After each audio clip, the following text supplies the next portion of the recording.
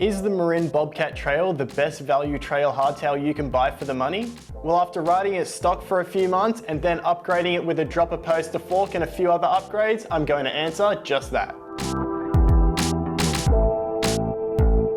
Hey everyone, Phil from Bikes Online here, and today we're going to be unpacking my long-term review of the Marin Bobcat Trail 4 and answering the age-old question, is it worth it? And if you want to check out my journey with the bike, I'll leave our last few videos in the description, and they include everything from my first ride review, my top 5 upgrades on the bike, and why I think everyone should own a hardtail. But with that aside, let's jump into the review. So depending on where you are in the world, the Bobcat Trail is going to be around about that $1,000 mark. And for a lot of people, this is going to be their first big investment in the mountain biking world. And for that, I think it's a really great value proposition. And what you get for the money with the Bobcat Trail 4 is a bike that you can really start progressing on the trails. So moving beyond those fire roads and smoother single track and beyond the realms of XC into some more technical trail riding where you can really start to progress your skill set. Compared to the competition, which really focuses this group of bikes on more the XC realm, the Bobcat Trail starts to progress things, as I said, into that trail side of things. So you're getting that 67-degree head angle, you're also getting 120 millimeters of travel, and the reach is a bit longer than these XC bikes. On the size large, it's 465 millimeters. And this is bang up to date with all the trends, and you also get some nice wide bars at 780 millimeters and a short 45 millimeter stem. So all this combines to give you a really stable and confident position on the bike, and that's going to give you a lot more confidence than a lot of these more entry-level XC bikes. Another great selling point of the Bobcat Trail 4 is that one-by drivetrain. So it's courtesy of Microshift and it's the Advent 9.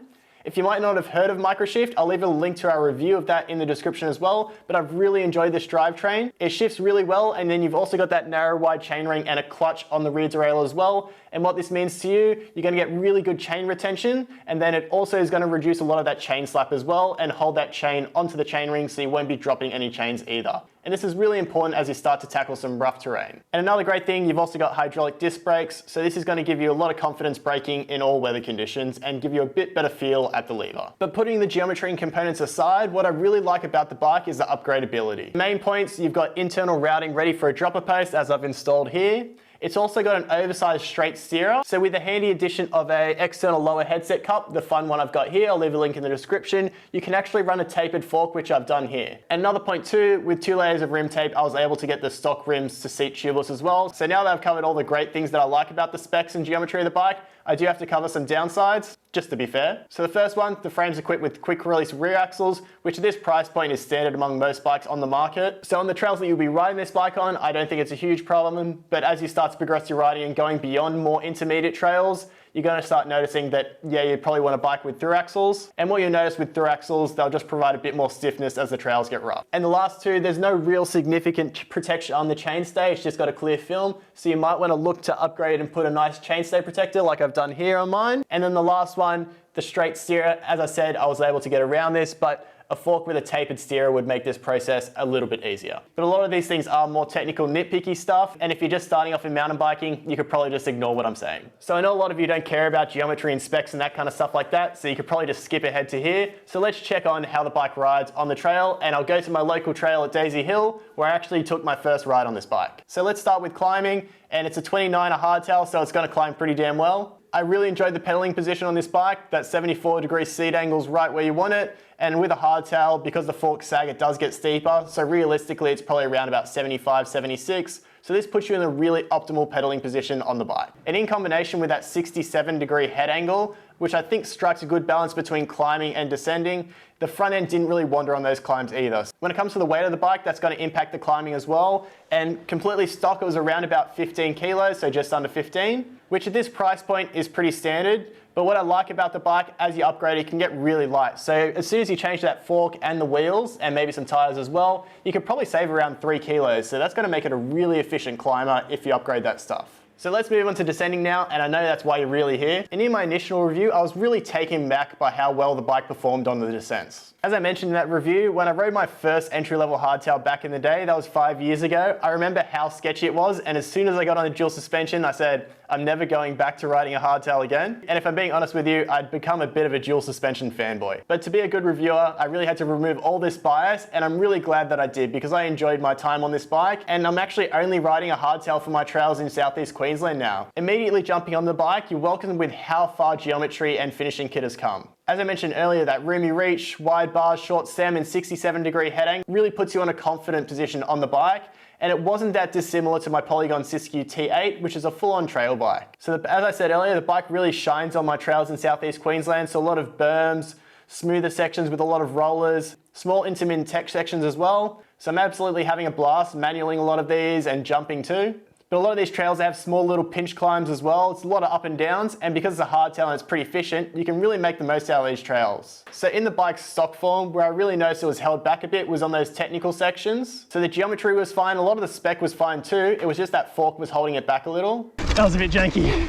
So when I upgraded the fork and got that dropper post as well, I really noticed I could start pushing these sections of trail. But when you'll notice there's more prolonged chunky sections, drops and flat landings on jumps, you'll be reminded, yep, I'm on a hardtail and a little bit of rear suspension would be nice. So onto the durability now, and although I've upgraded a few things, I didn't notice any mechanical issues with the bike, and I did have a fair few cases on jumps, and the frame and the wheels are still running true. The only areas that I recommend keeping your eye on for regular scheduled maintenance is that bottom bracket, as I said, square tapered, so if you're going off-road and starting to hit stuff chunky, that's an area to keep an eye on. Also the stock headset, it uses unsealed bearings, so when you're washing the bike, just make sure you're not blasting that out and check that it's regularly greased. And then also the hubs as well, definitely check their grease and running nice and good too. So let's go into the upgrades now, and I know a lot of you are keen to know what I did. If you want the in-depth video, as I said, I'll leave a link in the description, and that goes through all the upgrades I've done on the bike. But in short, the main things I did, that Marzocchi Z2, one of my favorite forks for the money, and I was able to run this, as I said, with that external headset there, so it's tapered fork, and then I also changed the front wheel to Boost 1.2 to accommodate the fork, and this gave me so much confidence on the trails, a lot more supple, more adjustable, you can put volume spaces, adjust the air pressure and all that kind of stuff. I've also got the dropper post 2, so that's a 150mm. As I said, the bike's a size large and I'm 185 centimeters tall,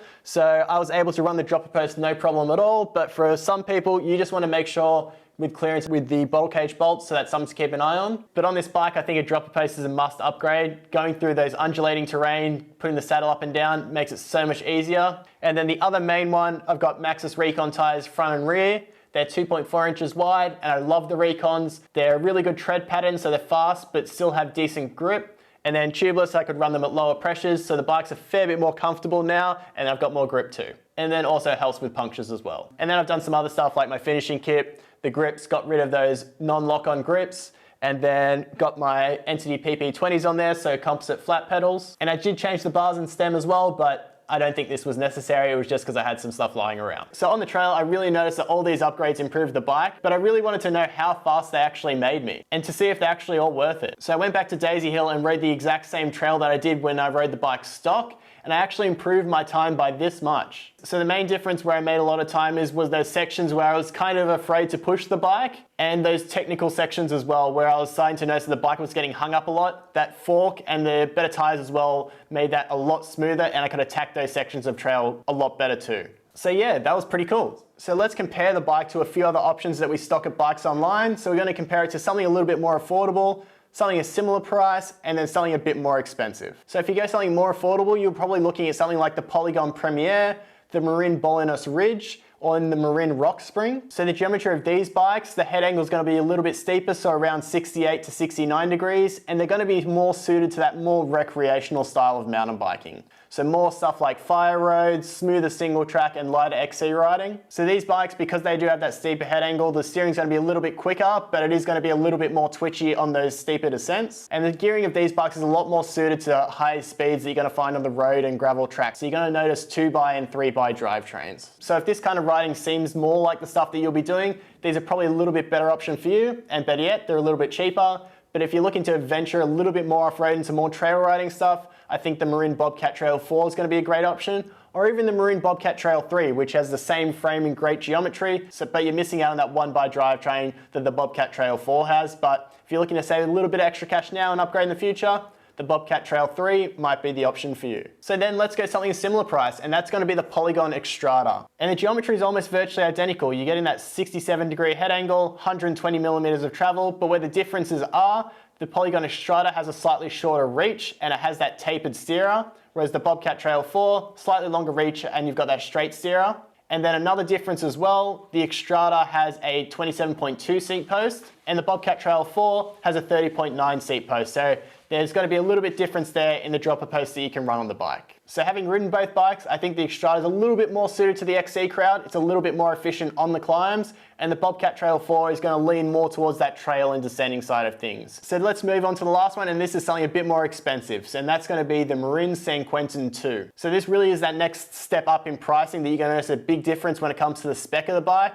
So you're going to be getting a dropper post from factory. It's got those through axles that I mentioned front and rear. It's also a boost frame. You're also getting an air fork with 130 millimeters of travel and a super slack 65-degree head angle. And this bike is a fair bit more capable on the descents, but you're really going to need a little bit more experience to get the most out of it. So I think for a lot of people that are more starting off, I think the Bobcat Trail 4 is a better option, but if you've got a bit more experience and you know what you're doing, I think the San Quentin 2 is going to be better on the descents for you. So who's the bike for? And I really think it's for someone who's looking to get into trail riding and doesn't want to spend more than $1,000. Whether you've tried a friend's bike and you really enjoyed mountain biking, you've been riding, say, a department store bike on the trails, or you've been riding a very entry-level XC bike and you're looking to progress your skills a bit more, I think this bike's going to be a great option. You're going to feel nice and stable on the bike, and you're going to also feel a lot more confident too, so you can really progress your riding on that bike, and I think that's the key point that I noticed on it. And with the ability to upgrade the bike, the great geometry, and the one-by drivetrain, I really think this is a great value option. Or it could just be for a weekend warrior who's had a bike that's around 5 to 10 years old and are looking to upgrade to something a bit more modern. And I think if you're sticking to XC and trail stuff, I think it's going to be a great option for that rider as well. The last person it could be for, again, that weekend warrior who's got a family, so likes riding around with a family, so on bike paths and stuff like that.